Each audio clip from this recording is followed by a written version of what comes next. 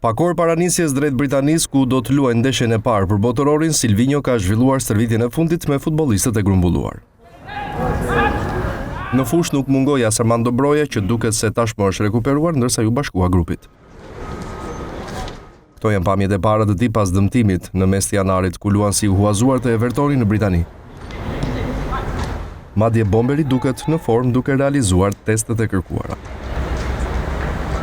Pamjet flasin për atmosferë në kampin Kuqezie dhe pse i pret një përballje fortë.